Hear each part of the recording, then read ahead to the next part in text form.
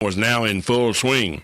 In Florida, 30% of the crop is planted compared to 25% on the 5-year average. Cotton and peanut planting continued in the Panhandle and northern peninsular Florida. Some planting activities were slowed by rains in the Panhandle. Someone has to say it, so we will. The piercing and sucking stops here. There, we not only said it, we're doing it with Safina insecticide from BASF. Safina insecticide is a powerful tool that's in its own class of chemistry. IRAC Group 9D. Safina insecticide quickly stops aphids, whiteflies, and Asian citrusilids from feeding by disrupting their sensory responses, rendering them senseless, aimless, clueless, hopeless, and unable to feed their greedy little piercing and sucking mouth parts. That's good news for growers of citrus, fruiting vegetables, and cucurbits, because it quickly stops their feeding, reducing plant damage and disease transmission. Plus, it's gentle on predatory beneficials and is compatible for use around pollinators, allowing for application freedom. Safina insecticide, chemistry that gets right to the point. Talk to your BASF rep today. BASF, we create chemistry. Always read and follow label directions. I'm Tyron Spearman for Southeast AgNet. Say, if you're thinking of Mom this Mother's Day, then think of Bob Wine's Camellia Gardens in Ocala. Bob's rolling out some extra special deals for all moms, like a brand new shipment of roses, knockout roses, drift roses, hybrid tea roses, starting at only $19.99. Budded and blooming gardenias, they're beautiful and blooming, only $3.99. African violets, also just $3.99. Confederate jasmine, buy two, you get one free. Great selections in pottery for Mom, starting at just $5.99. Now that's just the beginning. Many, many more just for Mom specials, and you don't even have to leave your car. That's at Bob Wine's Camellia Gardens on Southeast 38th Street in Ocala. Daily till 4:30 in the same blooming place since 1952. And happy Mother's Day. Nice today with plenty of sunshine, high 79 to 84. Tonight, clear and cool, low 54. Tomorrow, pleasant with plenty of sun, high 86 to 92. Saturday, comfortable with clouds and limited sunshine, high 88 to 93. Sunday, cloudy and cool with a couple of showers possible, high 74 to 78. From the Florida Weather Center, I'm Brian May. WOCA. Ocala.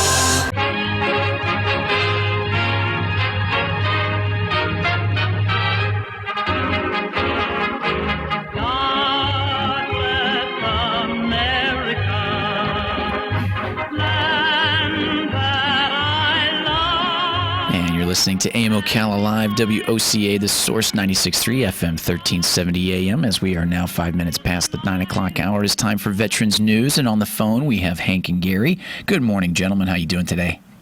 Hey, we're doing great. We have Hank, Gary, and Bob. Bob Childs is, he's been around 150 years. Morning, Bob. Air Force veteran.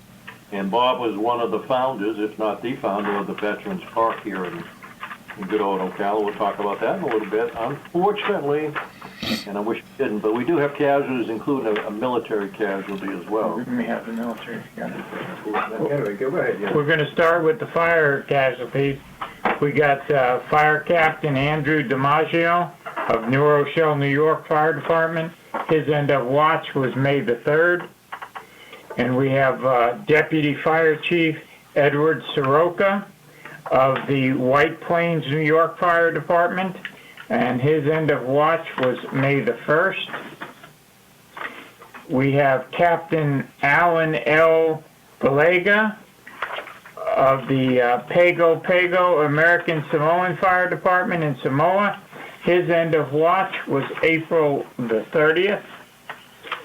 We have Donald D. Pertilio, Fire Chief, of the Seminole, this is close to home, the Seminole Tribe of Florida Fire Rescue in Hollywood, Florida. And Chief DiPatillo was a victim of the COVID-19 virus. We have Captain Mike Tapati of the Pago Pago American Samoa Fire Department also, whose end of watch was April the 30th. We do have some law enforcement casualties. We have Officer Jason Knox of the Houston Police Department. His end of watch was April the 5th. We have Police Officer Michael Mosier of the Overland Park Police Department in Kansas. His end of watch was May the 3rd. And we have Sergeant Lionel Q. Martinez of the Alamo Colleges Police Department in Texas. His end of watch was May the 5th. And Hank, you got a military? I do. Unfortunately, U.S. casualty, United States Army killed in Iraq, was Sergeant Christopher Curry, 23. He was from Terre Haute, Indiana. And he died May 4th in Iraq. And that's our end of casualties. If we go ahead and play taps. You got it. Amazing Grace. Appreciate it. Amazing grace, how sweet the sound that saved a wretch like me. I once was lost, but now I'm found. Was blind, but now I see.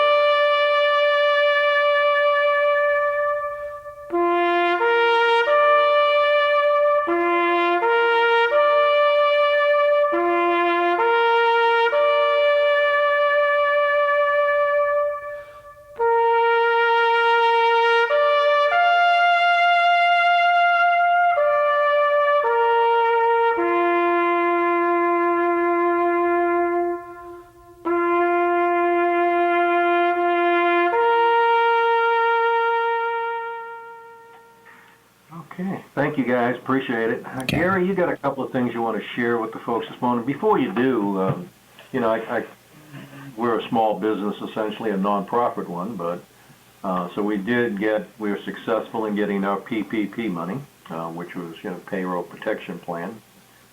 But that's not free money. If you're not careful, you have to pay that back. That's actually the agreement, unless you ask for forgiveness. And anybody who's getting money from that needs to be aware that it's not an automatic forgiveness. You have to actually apply for it. So a few months after you get the money, I suggest that you call SBA or your bank and make sure you know how to do that, because otherwise it's going to be a loan. So pay attention and heads up. I was talking to some business people this morning, and they were not aware that that's a loan program and not a giveaway unless they forgive you the money, and you have to formally ask for that. Okay? So that's my little business plan this morning. Okay? And thank God for that we're able to stay open and continue to serve veterans. Tuesday, Hank, which is our food day, and also Thursday, we had 12 veterans come in needing food, and we loaded them up. But the shelves are running very low. We're out of certain things. We need all the help we could get. So if you're a veteran out there, or even if you're not a veteran and you got a club or an organization, you want to do a food drive, or if you want to personally bring stuff here, we're open still on Tuesdays and Thursdays. You might have to knock on the window or something, to get our attention, because the front door is locked. But if you want to come with food instead of coming for food, we could sure use it, because the pantry is running mighty low. And, right now we're praying that God sends some food. Well, I think since the crisis has begun and all, we've served several hundred veterans here. So not just with food, with gas cards and gas vouchers and utility payments and rent assistance and some other things. But it's a case-by-case decision. And it really depends greatly on what, how the donations run. And right now donations are off, and I understand why. But, our mission is to serve veterans and their families, and that's why we decided to stay open. I know a lot of folks closed up, but that wasn't what we wanted to do. But we're serving veterans on Tuesdays and Thursdays, but we're here the rest of the week, but we're doing paperwork and other things that we're doing. The few of us that are here anyway. So that's our little. You got anything else, Gary? Yeah, and if you got a problem Call us. with something, please call us first. Now, you're not going to get a human being because we had to auto-bot the phone system because we don't have anybody to sit up front. But if you call 352-433-2320, leave a message. We check them very frequently. We will get back to you, and we will try to help you in any way we can. We can't guarantee, anything, but, we'll do our best to, to help you out. No winning lottery numbers. No lottery numbers. No, I tried. It didn't work out with them well. So anyway, we're here. Call us if you need us. A lot of people ask us, I get a lot of questions about the Veterans Park, and it really is a state-of-the-art, probably one of the best in the state, if not the best. And a lot of people think that it's just happened by accident, but I happened to be around when it got started. A lot of hard work went into that. A lot of people who were responsible for that. Some people took credit that didn't deserve it, but that's okay. And that's kind of the Marion County way sometimes. But when we first came here, a lot of us are from out of the area. There wasn't anything here. There was no Veterans Park. There was no vets helping vets. There was not a whole lot going on for veterans, despite the fact that there were a lot of veterans living here. And some of the troops decided that one of the things we needed was a Veterans Park and a memorial setting. And Bob Childs, United States Air Force veteran, was one of the leaders, if not the leader, to organize that and get that going. So I got Bob here this morning just to talk about a little bit how it got kicked off and maybe some of the history to it. I can tell you that before Bob came along, some people did try to get one going, but it never got off the ground. But Bob, a little bit about you. You're an Air Force veteran from 18, the first flight. Yes. The Wright brothers and you were Kitty Hawk. Yeah. They were good buddies. Yeah. No, I come from up north, and there's a lot of reverence and extra patriotic days up around Boston and stuff. And we were having a program over at Forest Lawn, and they were more interested in selling us burial plots than the program we're at. So I said, where's the Veterans Park? The place is bigger than the state of Rhode Island, and there was none. And I said, oh no. And there was no reverence to it, even though we had a Medal of Honor recipient from the county and other heroes from the county. I said, no, that ain't going to happen. And I started pressing about getting a park. We got the first one over actually on the McPherson complex and traded it for this one. It was inch by inch. I thought everybody would be on board, and quite frankly, I was surprised it was only 50-50. Some people were for and some against. And I said, no, you won't have any. There's nothing that you have or anybody you know and everything they have that you don't owe to a veteran, because it's been paid for in blood, since we don't like the English rule. So if veterans can't have it, no one can have it. And that's the philosophy I went on. What year that was back in the late 80s, early 90s, because we didn't start actually on this side for the new parks until about 96. So it was 4 or 5 years before that we were scrounging around trying to get it together. They tried in the past and it got voted down, which to me, I don't understand. Like I say, everything is owed to veterans because it's been paid for in their blood since we started the country. So and I teamed up with Hank. He was also around, and surprised there wasn't a lot of veteran reverence around, and we tried to elevate and have done a pretty good job of elevating the level of veteran awareness in the county in a positive way. Very good. Anyway, a lot of history to it, a lot of time and effort went into it. Yes. Didn't happen by accident. And it wasn't necessarily funded by the county either. No, I was told it's too much money. I said, no, I put all the money in. I went bankrupt. There was no need of... So what did you put up? How much money do you actually, personal money, did you actually spend? I mean, I know you did, so... 50, 60, 80,000, I don't know. It didn't matter. There was 3,000 here. That can't be done with all the concrete stuff. That's fine. I said, there's no reason that you have 8,000 in full county and civic projects, that a veterans projects last on the list and there's no money. No, that wasn't happening. That wasn't happening. My grandfather, I got his World War I papers. My father flew 23 missions over Germany. All my brother, everybody I know up north was in the service and have a reverence for it. And down here, I was surprised with a Medal of Honor recipient from the county there wasn't more reverence. Well, you guys did a good job. You can. Well, I guess he's got to take a little break, but come back, give us a little bit more information. I like to recognize people that never get their names mentioned.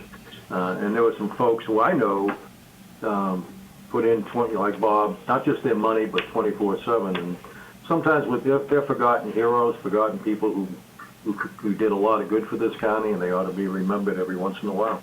So you got to take a break, my friend, sell something. Keep us on the air. Keep you on the air.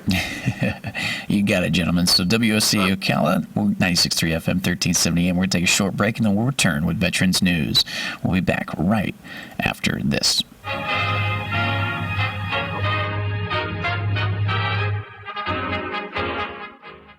Broadcasting from the Paddock Mall Studios, this is WOCA, Ocala, Gainesville, The Villages, 1370 AM, 96.3 FM, The Source. Say, if you're thinking of Mom this Mother's Day, then think of Bob Wine's Camellia Gardens in Ocala. Bob's rolling out some extra special deals for all moms, like a brand new shipment of roses, knockout roses, drift roses, hybrid tea roses, starting at only $19.99. Budded and blooming gardenias, they're beautiful and blooming, only $3.99. African violets, also just $3.99. Confederate jasmine, buy two, you get one free. Great selections in pottery for Mom, starting at just $5.99. Now that's just the beginning. Many, many more just for Mom specials, and you don't even have to leave your car. That's at Bob Wine's Camellia Gardens on Southeast 38th Street in Ocala. Daily till 4:30 in the same blooming place since 1952. And happy Mother's Day. Pals Ocala Auto Repair fixes all makes and models. Pals makes sure that your vehicle's engine, mechanical, and electrical components are healthy at all times. Pals team would much rather see you drive to their shop for a full checkup than be towed in for a complex repair. Give Pals a call today to schedule your next service appointment. 352-414-2984. What? A nationwide warranty, 36 months or 36,000 miles, whichever comes first? Pals looks forward to servicing you and servicing your vehicle. 352-414-2984. Nice today with plenty of sunshine, high 79 to 84. Tonight, clear and cool, low 54. Tomorrow, pleasant with plenty of sun, high 86 to 92. Saturday, comfortable with clouds and limited sunshine, high 88 to 93. Sunday, cloudy and cool with a couple of showers possible, high 74 to 78. From the Florida Weather Center, I'm Brian May. WOCA. Ocala.